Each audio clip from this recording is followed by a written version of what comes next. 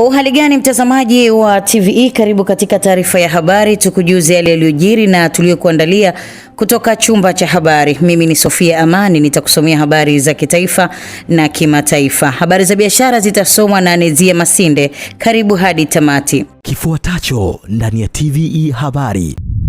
Rais Samia agharamia matibabu ya mtoto aliyevunjika mguu na kukosa fedha. Baba, mama na mtoto wafa nyumba ikiungua moto Musoma. Polisi waagizwa kuyapa kipaumbele makosa ya uhalifu mitandaoni. Karibu mtazamaji wa TVE na moja kwa moja tuanze na taarifa inayoeleza kuwa Rais wa Jamhuri ya Muungano wa Tanzania Dr. Samia Suluhu Hassan ameagiza kutibiwa kwa gharama za serikali mtoto Nicholas Nkinga, mkazi wa Kahama, ambaye aliomba msaada wa kuokoa mguu wake ulioanza kuharibika baada ya kukosa fedha za kutibiwa katika taasisi ya tiba ya mifupa Muhimbili Moi. Mwanahabari wetu Goodluck Msola ametuandalia taarifa zaidi. Mzazi wa mtoto huyo Bi Lucy Kawawa pamoja na mtoto Nicholas Nkinga ambaye ana umri wa miaka 9 wameeleza wanahabari jijini Dar es Salaam kuwa mtoto huyo alivunjika mguu wakati akiwa anacheza na wenzake, huku familia hiyo ikikosa fedha zaidi ya shilingi milioni 2 ambazo zilihitajika kwa ajili ya kufanya matibabu na kupelekea mguu kuanza kuoza kutokana na kushindwa kupata tiba sahihi, huku akimshukuru Rais Dr. Samia kufuatia kuwaleta na kuanza matibabu katika taasisi ya Moi. Nilikuwa nacheza mpira, mwenzangu akanyekea mguu, nikaja nikajikwa kwenye mguu wake, nikaanguka chini. Nilipoanguka nikaanza kutembea. Nilipofika nyumbani, baba nikawa namwambia kwamba mguu unaniuma. Anasema mimi najifanyisha, nikatembelea mti. Kaja katokea kaupele, akatoka na usaha, kanipeleka hospitali. Mimi natamani kuwa daktari. Tulipofika Kahama, tuliambiwa kwanza operation ya pili milioni 1.2. Nikasema natoa wapi? Mimi sina pesa. Ikabidi niende ofisi ya ustawi wa jamii hapo Kahama, kwenda kuonana na Swaiba. Kwanza nikaomba maombi kwa mkurugenzi, naomba pesa. Ustawi wa jamii akaniambia hiyo pesa itachelewa sana, ina mizunguko. Akanitafutia waandishi wa habari, kweli nitafutia Swaiba hapa. Kweli waandishi wa habari walikuja, wakawa wamenihoji pale na kweli walirusha. Yaani namshukuru Mungu kwa kweli kwa hilo. Waliporusha, baada ya siku moja Swaiba nikampigia simu mimi mwenyewe kwamba Swaiba tayari imeshaona, wameshaanza kunitumia pesa. Asema sawa, sijali. Nikasema ngoja sasa nimpigie daktari wangu kule Mwanza, ninaenda lini. Sema haya. Tumemaliza tu kuongea, ananipigia simu. Inabidi ujiandae, tunaenda Dar es Salaam. Nikamwambia Dar es Salaam tena kufanyaje Swaiba? Akasema hapana. Mama yetu Rais amesema kwamba huyu mtoto afike hospitali haraka sana. Nikasema asante Yesu. Nikaanza kujiandaa, nikamwambia mwanangu hana hata nguo, akaniambia hivi beba hiyo. Nikamwambia sijafua, beba hivyo. Kweli nilibeba hivyo. Na safari ndio ilianza. Ilifika jana usiku. Akasema kwamba tulale tu, tutaenda kesho asubuhi, na kweli tumefika hapa, tumepokelewa vizuri na huduma tayari zimeshaanza. Kwa kweli namshukuru sana Samia. Yaani aendelee na moyo huo. Aendelee kusaidia hata na wengine, sio huyu tu. Kwa upande wake mkurugenzi wa taasisi ya tiba ya Moi, Balozi Profesa Mpoki Ulisubisi amethibitisha mtoto huyo kupokelewa na kuanza kupatiwa matibabu katika taasisi ya Moi, huku akitumia nafasi hiyo kutangaza kufanyika kwa kambi ya matibabu katika kanda ya Ziwa, ambapo itafanyika katika hospitali ya rufaa ya mkoa wa Mara ili kuwasaidia watu wengine ambao wamekuwa na uhitaji wa matibabu kama huyo mtoto. Tuliopewa na viongozi wetu katika Wizara ya Afya, tutakuwa na kambi maalum katika hospitali ya rufaa ya mkoa wa Mara pale Kwangwa, ile hospitali ya Mwalimu Nyerere, na hapo tutakuwa tunaangalia wagonjwa wenye matatizo kama ya bwana Nicholas na wengine mambo ya fahamu. Nafikiri tutakuwa pale kwa muda kama wiki moja, ukiwa ni mkakati wa hatua za mwanzo kabisa za kuweka kambi ya kudumu ya utoaji wa huduma kanda ya Ziwa katika hospitali ile ambayo ilikuwa imefanywa maamuzi miaka michache iliyopita. Kwa tungependa kutoa taarifa hii ili wananchi wenye changamoto kama hizo ambao labda hawawezi kusafiri moja kwa moja mpaka hapa Dar es Salaam, basi wawe na masikio yaliyokuwa chonjo kusikiliza taarifa ya uwepo wetu katika hospitali ya rufaa ya mkoa wa Mara, ili nao waje wapate faida kwa uwepo wa wataalam na wa madaktari bingwa na mabingwa bobezi katika nyanja hizi ambazo nimekuwa nikizizungumza.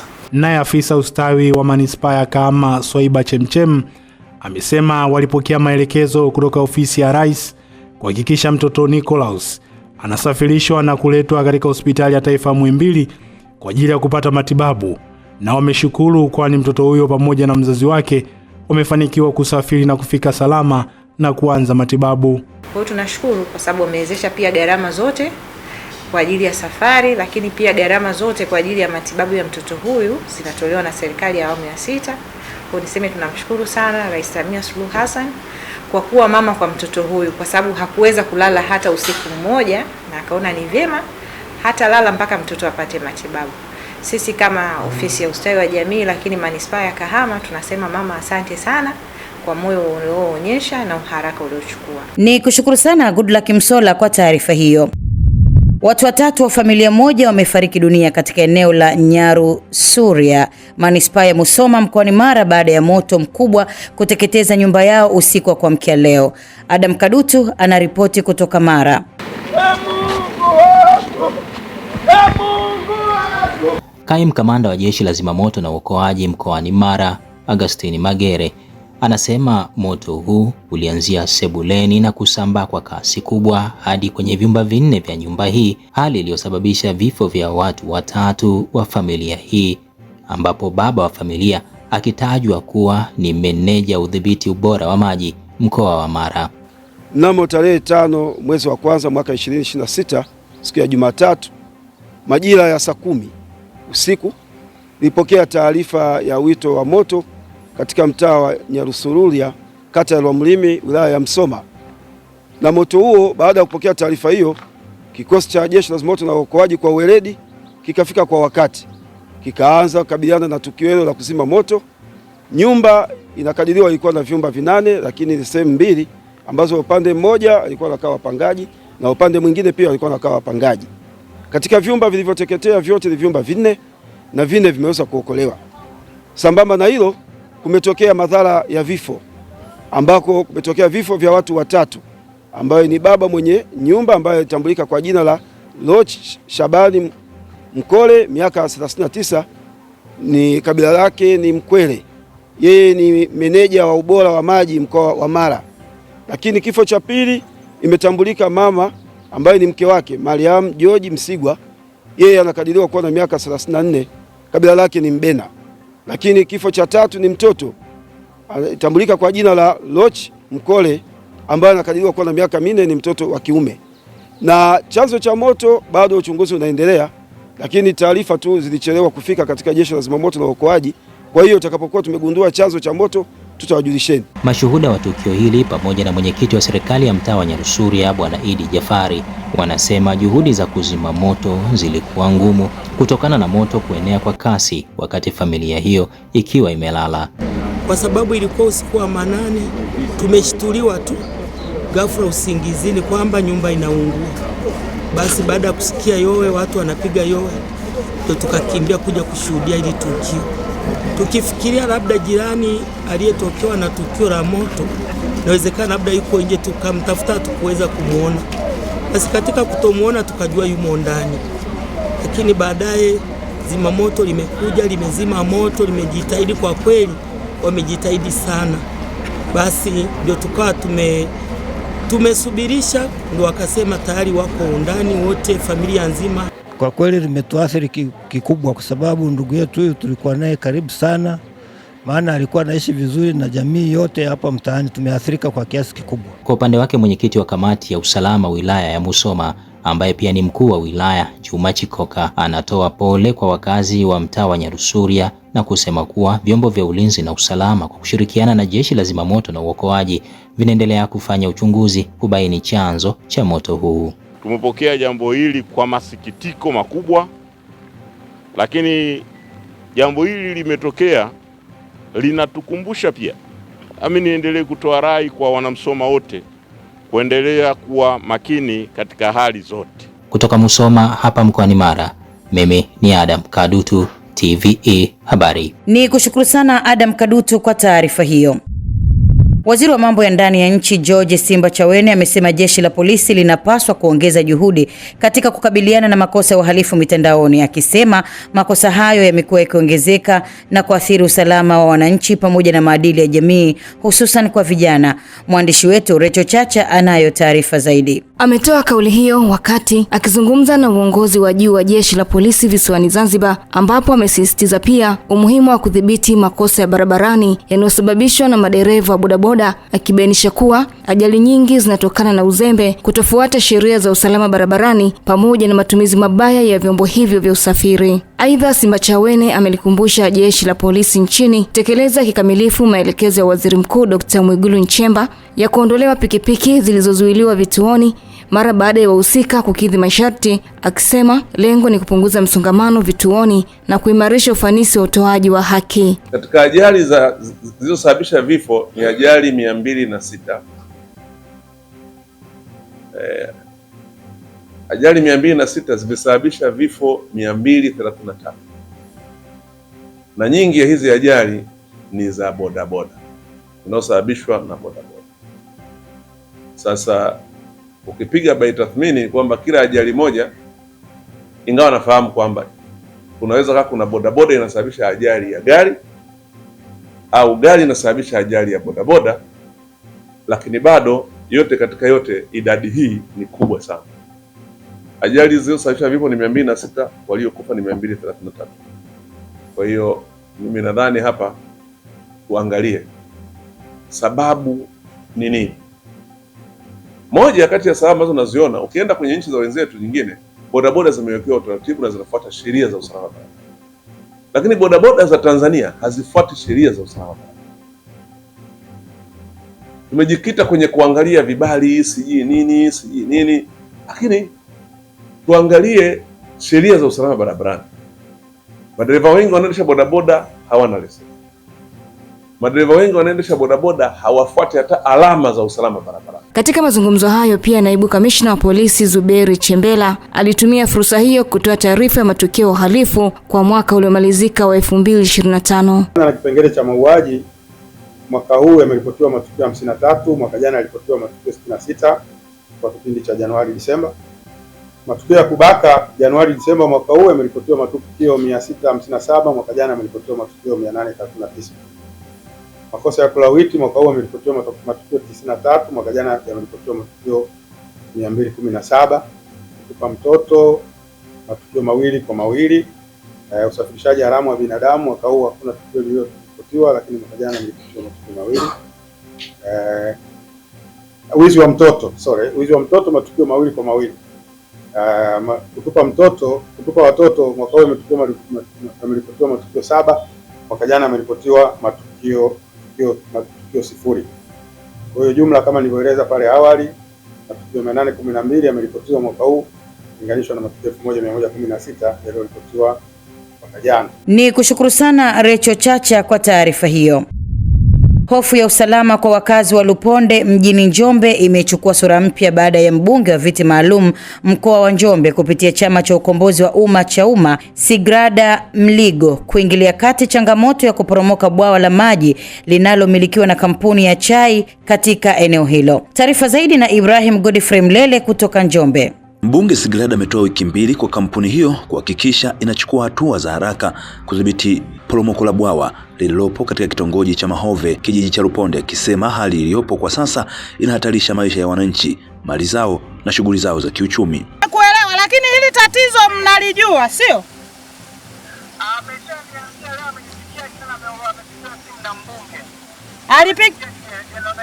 Alimpigia general manager mbunge, sio?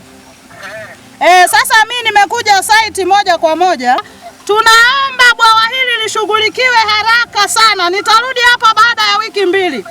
Kwa hiyo kuja huku kuwasikiliza ni kazi yangu, ni wajibu wangu, kwa sababu nyinyi ndio mnatuweka mjini. Nyinyi ndio kodi zenu, nyinyi ndio zinatupa posho sisi za kuwatumikia wananchi. Na kazi ya mbunge, kazi namba 1 ya mbunge ni kuwasemea wananchi. Haya mambo haya, kwanza nashukuru kwa kuniambia nije nione. Mimi nisingeweza kuanza kufuatilia jambo ambalo sijaliona. Huo ndo utaratibu. Wananchi wamekuwa na malalamiko mengi sana. Ndio. Mwananchi akilalamika, mimi lazima nifike nikaone kila anachokilalamikia. Sawa. Ili hata ninavyotoa taarifa kwenye mamlaka husika, nina majibu yaliyonyooka. Mmenielewa? Lakini pia mnasahau kwamba kuja huku ni kazi yetu, au hamjui kwamba sisi tunalipwa posho? Awali wakazi wa Ruponde akiwemo Efrasia Mligo na Amani Mporeja walisema waliamua kuwafikia viongozi baada ya kukosa majibu kutoka kwa wamiliki wa bwawa hilo, huku wakieleza hofu yao juu ya usalama wa maisha ya watu, mazao na mifugo endapo bwawa hilo litafumuka. Na mpaka sasa bado tunaona kwamba maafa yanazidi kuendelea kuongezeka, na imani hata kama alivyosema walikuwa wanaendelea kufuatilia, nilikuwa nimefuatilia kwa muda mrefu. Sasa tukaona kwamba ni si vyema nikaendelea kutuletea maafa, sababu huko wanakolima chini kuna watu wapo wengi wanafanya makazi yao huko. Kwa hiyo inaweza kutuletea matatizo ambayo hayatastahimili kuweza kutokea kwa muda huu. Na ndio maana tukaona kwamba vyema, kwa sababu mbunge ameweza kutokea mahali hapa, basi tujikusanye na sisi tuweze kuelezea yale machache tulionayo kama alivyosikia kwa mwenyekiti wetu. Kweli changamoto la bwawa hili linatusikitisha sana wananchi wa Maombe. Naomba mnifanyie kazi. Sisi wananchi tunapopita hapa kuna changamoto nyingi. Na mazao huko tunakolima huko litatoa manania hapa, tutaathirika wengi. Naomba mtusaidie. Kwa upande wake mwenyekiti wa kijiji cha Ruponde Elasto Mwabena amesema changamoto hiyo imekuwepo kwa muda mrefu hivi sasa bila kupatiwa ufumbuzi, licha ya kuwa uongozi wa kijiji uliwasilisha taarifa mara kadhaa kwa kampuni husika, akiongeza kuwa wananchi wana matumaini makubwa kuwa baada ya kuingilia kati kwa viongozi wa juu, tatizo hilo litapatiwa suluhisho la kudumu. Kwa hiyo tuna hofu haya maji yakija kubomoa hili bwawa, mwisho wa siku tata athari kwa watu wengine na mazao pia ambayo yanalimwa kwenye maeneo hayo. Na kwa kifupi niseme nimeshukuru leo mbunge amepitia hapa viti maalum, amejionea hii changamoto, na ni changamoto ya muda mrefu. Mwenyewe nimefuatilia uongozi wa kampuni, lakini wamekuwa hawana majibu sana, ni kusema wananchi labda waje wafikie hili eneo, hili poromoko hili. Sasa nikaona kwangu ni changamoto pia. Kutokana na hii changamoto, nafikiri mbunge viti maalum mwenyewe umeona, tunaomba utuwakilishie kwa husika, aweze kutusaidia ikiwezekana ili eneo lifukiwe kabisa, ili kutengeneza usalama wa wananchi wa kijiji, mtaa, kitongoji cha Mahove. Kutoka hapa katika kijiji cha Ruponde hapa kitongoji cha Mahove hapa mkoani Njombe, TVE Habari, mimi ni Ibrahim Godfrey Mlele. Ni kushukuru sana Ibrahim Godfrey Mlele kwa taarifa hiyo. Wakati shule zikiwa zinatarajiwa kufunguliwa Jumatatu ijayo Januari 13, 2026, mstahiki meya wa manispaa ya Kibaha Dr. Nikas Mawazo ameelekeza kukamilishwa kwa ujenzi wa matundu 6 ya vyoo katika shule ya msingi Tandau iliyopo kwenye kata ya Kongowe wilayani Kibaha mkoani Pwani, shule ambayo ina zaidi ya wanafunzi 800 lakini ina matundu 4 tu ya vyoo, jambo ambalo linasababisha adha kwa wanafunzi. Tujiunge na Mrisho Mapeyo kwa taarifa zaidi. Akizungumza wilayani Kibaha mkoani Pwani alipofanya ziara ya kutembelea shule hiyo pamoja na kituo cha afya Kongowe, mstahiki meya wa manispaa ya Kibaha Dr. Nikas Mawazo amemwelekeza afisa utumishi kuhakikisha fedha za kukamilisha matundu hayo 6 ya vyoo zinapatikana leo ili ujenzi ukamilike kabla shule hazijafunguliwa, huko pia akiagiza kuhakikisha watoto wote wanakaa kwenye madawati. Kwa vyoo walivyokuwa wanatumia watoto wetu, watoto 800 walikuwa wanatumia mashimo 4 ya choo. Sasa yameongezeka, na kwa sababu wanafungua shule tarehe 13, tumeelekeza mashimo ambayo yalikuwa bado hayajakamilika yakamilike, ili watakapokuja shule wakute mashimo yale ya choo yafanya nini, yamekamilika. Kwa hivyo fedha tayari itatoka leo. Afisa utumishi atatoa ile fedha leo kwa ajili ya kukamilisha yale majengo. Ndani ya siku 6 vyoo vile vifanye nini, vikamilike, vitumike Jumatatu ijayo kwa watoto wetu wanaporudi shule. Awali kaimu afisa elimu kata ya Kongowe Mwalimu Jonas Julius Samson ameeleza hali halisi ya changamoto ya upungufu wa matundu wa vyoo kwenye shule hiyo, ambapo amesema uhitaji ni matundu 27 lakini kwa sasa yanatumika matundu 4, huko pia akieleza mpango wa madawati kupitia halmashauri. Kwa sasa tuna upungufu wa madawati 67 kulingana na idadi ya wanafunzi tulionayo, na kupitia agizo hili la mstahiki meya wa manispaa na kupitia na sisi idara yetu ya msingi, kupitia na viongozi wetu, tulishawasilisha ya mapungufu kwenye ngazi husika, na sasa hivi kuna mchakato ambao madawati yanatengenezwa manispaa nzima. Kuna madawati karibu 40,000 ambayo yanatengenezwa kupitia mradi wa pale halmashauri. Kwa hiyo katika reallocation ya madawati ile kwenye mgao, nafikiri na sisi kata yetu ni miongoni mwa kata ambayo itapata madawati. Kwa hiyo hii tatizo la watoto mapungufu ya madawati itakuwa limepungua kwa kiasi kikubwa sana. Kwa upande wake, afisa utumishi manispaa ya Kibaha Mrisho Mlela amemhakikishia mstahiki meya wa manispaa hiyo kuwa matundu hayo ya vyoo yatakamilika kwa wakati ili kupunguza changamoto kwa wanafunzi pindi shule zinapofunguliwa. Kama manispaa tayari tumefanya tayari maelekezo ambayo ametoa mstahiki meya. Tulituma mhandisi wa ujenzi. Mhandisi wa ujenzi alishapita akaangalia BOQ na tayari alishaanza utekelezaji kwenda kuangalia yale mashimo ya choo ambayo hayajakamilika. Na juzi Jumamosi alikuwa site, na kazi ya ujenzi itaendelea kuanzia siku ya kesho Jumanne. Kwa hiyo sisi kama manispaa tunaendelea na tutahakikisha kwamba yale matundu ya vyoo tunayakamilisha ili kuwahi ile ratiba ya watoto kufungua shule. Ni kushukuru sana Mrisho Mapeyo kwa taarifa hiyo.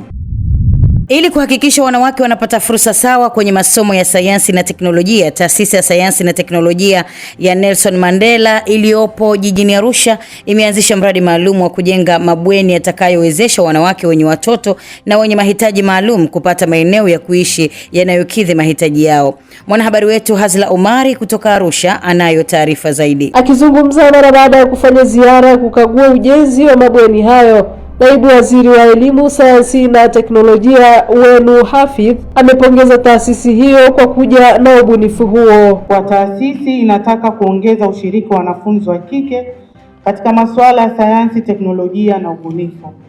Na ndio maana katika mipango yenu mkaja na mradi wa ujenzi wa hostel maalum kwa ajili ya wanafunzi wa kike wenye watoto na wale wenye mahitaji maalum. Huu ni ubunifu wa hali ya juu katika kutoa fursa sawa kwa wote. Napongeza sana jitihada hizi kwa sababu zinaendana na mipango ya serikali katika kutoa fursa kwa wote bila kuachwa mtu yoyote nyuma, na hasa mtoto wa kike. Kwa upande wake, makamu mkuu wa taasisi ya Nelson Mandela Profesa Maulilio Kipanyula amesema ameona kuwa kuna umuhimu wa kuzingatia kundi hilo kwa kutengeneza mazingira yatakayokidhi mahitaji ya wanawake wenye watoto. Nataka mama huyu asome bila kuwa na stress. Akae benini hapo, yeye, mtoto wake, msichana wa kazi, hata mume ikiwezekana. Kwa mradi huu ulipangwa kutekelezwa kwa kutumia bajeti ya maendeleo kutoka serikali kuu. Kwenye awamu ya kwanza, yale majengo ambayo umetembelea, kapasiti yake ni vyumba 184. Kati ya hivyo 160 ni self-contained rooms na 20 ni hizo apartments kwa ajili ya wanafunzi wa kike wenye watoto na wale wenye mahitaji maalum. Kwa upande wake, kaimu mkurugenzi idara ya sayansi, teknolojia na ubunifu taasisi ya Nelson Mandela, Profesa Ladislaus Mnyore, anasema chuo hicho kina mchango mkubwa kwenye kufanikisha dira ya taifa ya maendeleo ya 2050 kwenye eneo la teknolojia. Kiangalia ile dira ya taifa ya maendeleo 2050, kuna nyenzo 5. Moja ni utafiti na maendeleo, sayansi, teknolojia na ubunifu, usafirishaji funganishi, masuala ya digital technology, lakini na nishati. Kwa unaona kabisa kwamba utafiti na maendeleo, sayansi na teknolojia inapaswa kuwa na mchango mkubwa sana. Mchango wa sayansi na teknolojia, mchango wa utafiti na maendeleo unatakiwa kwa kiasi kikubwa, ili na sisi tuongeze ile tunasema export value, tupunguze utegemezi kwenye teknolojia na kadhalika.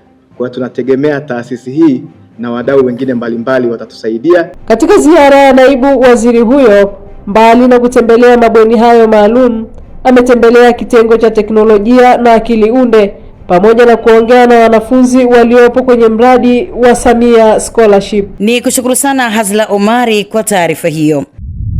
Waziri wa Afya Mohamed Mchengerwa amesema serikali itaendelea kuwekeza katika kufanikisha utolewaji wa huduma za matibabu ya kibingwa kwa magonjwa ya saratani ili kuendelea kupunguza rufaa za wagonjwa kwenda nchi za nje. Mwanahabari wetu Goodluck Msola ametuandalia taarifa zaidi. Mchengerwa ameyasema hayo alipotembelea taasisi ya saratani ya Ocean Road pamoja na kuzindua bodi mpya ya wadhamini ya taasisi hiyo, ambapo amesema kuwa kwa sasa Tanzania imekuwa miongoni mwa mataifa yanayofanya vyema katika matibabu ya saratani na hivyo kuongeza kiwango cha wagonjwa wanaotoka nje ya nchi kuja kutibiwa Tanzania. Waziri Mchengerwa ameitaka taasisi ya saratani ya Ocean Road pamoja na bodi hiyo mpya kuendana na kuzingatia maelekezo ya serikali katika kusimamia utekelezaji wa mpango wa nchi kuwa kitovu cha matibabu ya saratani kwa bara la Afrika. Ndani ya miaka mitatu, wakati bodi hii inaanza kufanya kazi, fanyeni kila linalowezekana, kwa sababu kilichobaki hapa ni kuongeza jitihada za utolewaji wa huduma. Ndio baki moja limebaki. Mkiliweza hili, maana yake ni kwamba miaka mitatu ijayo asiwepo Mtanzania anayekwenda kutibiwa nje ya nchi kwa changamoto ya saratani. Miaka mitatu ijayo, na hii inawezekana kabisa. Nimeweka miaka mitatu kwa makusudi kwamba wakati huo tayari mtakuwa mmeshapata ISO standard ndani ya miaka mitatu. Mategemeo yetu pengine miaka miwili mtakuwa mmeshakamilisha taratibu, mmemaliza. Kwa upande wake, mkurugenzi wa taasisi ya saratani ya Ocean Road, Dr. Diwani Msemo, amesema kwa sasa uwekezaji wa serikali katika taasisi ya Ocean Road umefika zaidi ya shilingi bilioni 40, hivyo kuwezesha kupunguza muda wa kusubiri matibabu kutoka miezi 6 hadi wiki 2. Serikali ya Dr. Samia Suluhu Hassan imefanya uwekezaji mkubwa sana katika afya, na katika taasisi ya saratani Ocean Road over the last 4 years Mheshimiwa Rais amewekeza bilioni 40 kwa ajili ya kuboresha miundombinu ya matibabu. Mheshimiwa Waziri, tumekuzungusha maeneo yote na umeona kinachoendelea. Umeona zile mashine 3 ambazo tunatarajia mwisho wa mwezi huu zitaanza kufanya kazi. Naye mwenyekiti wa bodi ya wadhamini taasisi ya saratani ya Ocean Road, Profesa Efata Kaya, amesema bodi ya awali ambayo inamaliza muda wake katika kipindi cha mwaka mmoja imeshafanikiwa kusimamia utekelezaji wa miradi mbalimbali ambayo imewezesha taasisi ya Ocean Road kuweza kuhudumia wagonjwa kutoka mikoa zaidi ya 15 pamoja na mataifa ya nje. Ongezeka kutoka wagonjwa 206 mwaka 2021-22 hadi kufikia wagonjwa 756 mwaka 24-25. Hii ni hatua kubwa sana ambayo imewezeshwa na uwekezaji huu mkubwa. Mheshimiwa mgeni rasmi na Waziri wa Afya, pamoja na mafanikio makubwa yaliyopatikana kwa kipindi hicho cha miaka 4, bodi iliyomaliza muda wake vile vile pamoja na taasisi tulikumbana na changamoto zifuatazo. Ya kwanza ilikuwa ni kuchelewesha kupatikana kwa eneo la ujenzi wa mradi wa Ultra Modern Oncology Center, na hivyo kuchelewesha kuanza mchakato wa kumpata mbia. Ya pili ilikuwa ni mgogoro wa ardhi iliyokuwa imetengwa na manispaa ya Mbeya kwa ajili ya ujenzi wa kituo cha saratani Mbeya, na hivyo kuchelewesha kuanza utekelezaji wa mradi kwa wakati, ingawaje baadaye tulifanikiwa kuanza. Wakati hayo yanajiri, Tanzania imekadiriwa kusajili visa vipya vya magonjwa ya saratani kufikia 45,000 huku idadi ya vifo ikifikia 30,000 kwa mwaka mmoja. Ni kushukuru sana Goodluck Msolla kwa taarifa hiyo. Serikali kupitia Wizara ya Katiba na Sheria imesema itawachukulia hatua wale wote wanaojihusisha na udanganyifu kwa wananchi kwa kutoa huduma ya vyeti vya kuzaliwa kwa njia ya ujanja, huku ikisema itahakikisha inaziba mianya yote ya udanganyifu katika utoaji wa vyeti hivyo. Mwanahabari wetu Shukuru Materu ametuandalia taarifa zaidi. Hayo yamebainishwa na Waziri wa Katiba na Sheria Juma Homera mjini Morogoro wakati aliposhiriki kliniki ya huduma za msaada wa kisheria, ambapo amewasihi wananchi kuchukua tahadhari na kutumia mifumo ya serikali katika mchakato mzima. Tujihadhari sana na udanganyifu. Wale watu ambao wanataka vyeti vya kuzaliwa kwa njia ya udanganyifu na wanadanganya wananchi kwamba wao ndo wanaoshughulika na masuala ya vyeti vya kuzaliwa. Tumeshapeana maelekezo kupitia mkurugenzi mkuu wa RITA au kabidhi mkuu wa serikali kuhakikisha kwamba tunadhibiti mianya yote ya udanganyifu katika utoaji wa vyeti vya kuzaliwa. Maana yake ni kwamba tunachukua hatua kwa wale wote wanaojifanya kwamba wao wanashughulika na masuala ya upatikanaji wa vyeti vya kuzaliwa, na ile hali kumbe wanatoa vyeti aidha vyeti feki au wanatoa vyeti kwa njia ya ujanja.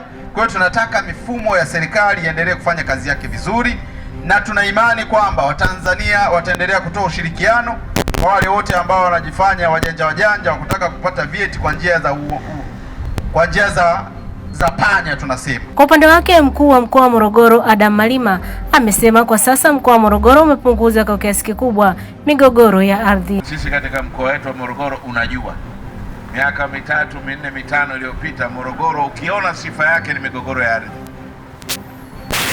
Katika miaka hii 2, 3 Mheshimiwa Waziri, tumefanya kazi kubwa sana mkoa wa Morogoro kuondoa migogoro ya ardhi isiyokuwa na lazima. Migogoro ya ardhi isiyokuwa na lazima, Mheshimiwa Waziri, ni ile migogoro ya kutengeneza.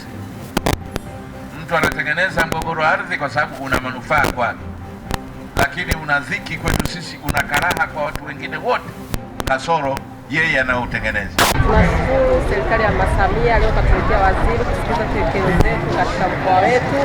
Tunashukuru vitambulisho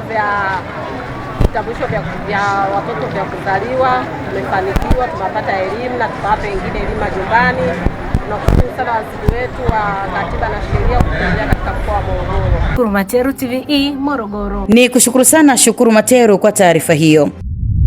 Mtazamaji, tuelekee sasa mkoani Singida ambapo maafisa maendeleo ya jamii nchini wametakiwa kutoka ofisini kuwasubiri wananchi, badala yake kutoka na kwenda kuwatembelea wananchi hao katika maeneo yao ya kazi ili kuwapa elimu juu ya fursa za kiuchumi wanazoweza kunufaika nazo.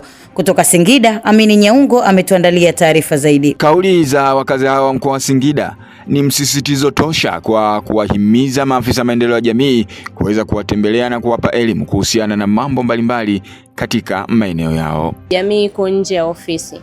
Kwa hiyo mimi nilikuwa naona ni vyema zaidi kama watatoka nje ya ofisi wakawa wanazungukia wananchi ili kujua changamoto zao. Mara zote mpaka mkazi mwenyewe upate shida ndo umtafute. Inapendeza zaidi waje huko mtaani watutembelee, watupe hizo elimu na namna gani tunaweza tukanufaika na hiyo mikopo. Inapendeza. Hata kama wakituelekeza tuwakute, basi ofisini wawepo ofisini ili tuwakute, lakini ni vyema zaidi wakatutembelea huko tunakopatikana. Lakini wenyewe wanahitaji changamoto ya vitendea kazi ikuwa ndiyo kikwazo kikubwa. Tulikuwa tunawaba changamoto ya usafiri. Kuna kata ambazo kutoka makao makuu mpaka tunafika kuwafikia wananchi tunatumia zaidi ya kilomita 23.